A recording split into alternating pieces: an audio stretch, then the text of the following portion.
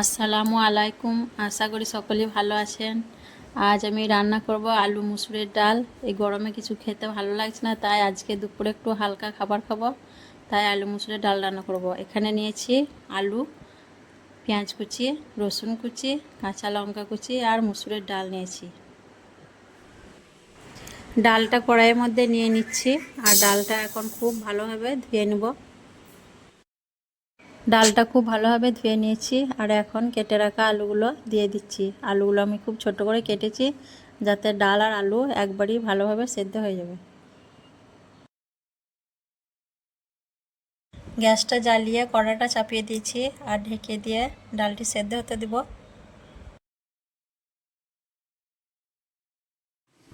2-3 minute পর খুলে দেখে নিচ্ছি, তো ডালটি ফুটে গেছে। চামচ দিয়ে একটু নাড়াচাড়া করে নেব।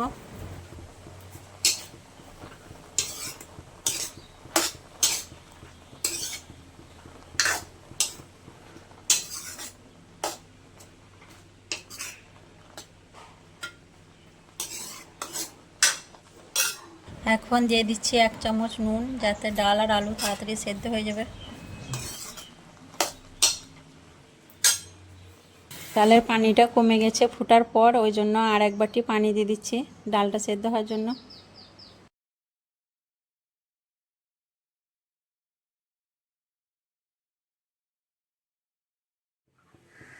আর দিয়ে দিচ্ছি একটি টমেটো কুচো। টমেটো বাড়িতে ছিল না, রান্না করার সময় সবজি আলা এসেছিলো, তাই টমেটো নিলাম আর ডালে দিয়ে দিলাম, ভালোই হলো।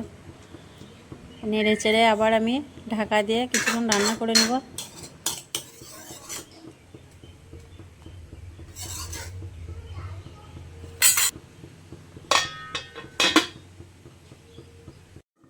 আবারও কিছুক্ষণ রান্না করার পর আমি খুলে দেখে নিচ্ছি, তো ডালটা খুব ভালোভাবে ফুটে গেছে। আর ডালটি নেড়ে চেড়ে একটু দেখে নিচ্ছি, তো ডালটি খুব ভালোভাবে সেদ্ধ হয়ে গেছে।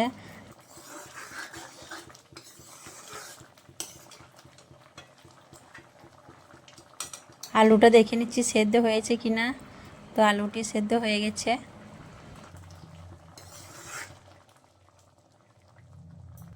ডালটি সেদ্ধ হওয়ার পর এখন দিয়ে দিচ্ছি 4টে লঙ্কা আর রসুন কুচি।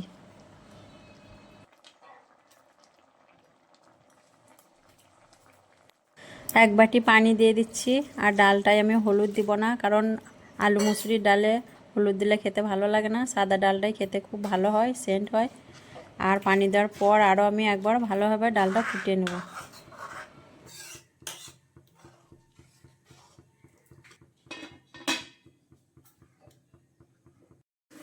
তো ডালটি আমার খুব ভালোভাবে ফুটে গেছে। এখন ডালের কড়াটা আমি সাইডে রেখে দেবো আর ফোড়নের জন্য একটা তাওয়া নিয়ে নেব। ফোড়নের জন্য সরষের তেল দিয়ে দিচ্ছি তাওয়াতে। তেলটি গরম হয়ে গেছে, এখন ফোড়নে দিয়ে দেবো গোটা জিরে, 2টি শুকনো লঙ্কা আর একটি তেজপাতার টুকরো। চামচ দিয়ে ফোড়নটি একটু নাড়াচাড়া করে নেব। ফোড়নটি লাল করে ভেজে নেওয়ার পর পেঁয়াজ কুচি দিয়ে দিলাম। এখন আরও ভালোভাবে পেঁয়াজ কুচিটা নেড়ে চেড়ে ভেজে নেব।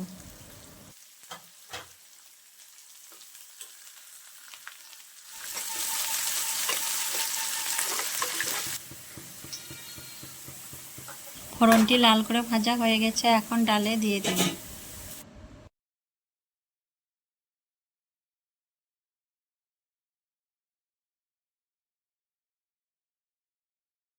তো দেখুন কত সুন্দর আমার ডাল রান্নাটি হয়ে গেল। আর আমার ভিডিওগুলি যদি ভালো লাগে অবশ্যই লাইক কমেন্ট শেয়ার করবেন আর আমাদের চ্যানেলটি সাবস্ক্রাইব করে পাশে থাকবেন।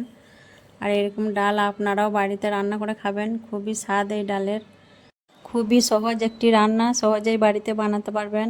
আর আমি এখন খাবার জন্য ডালটি সার্ভ করে নেব।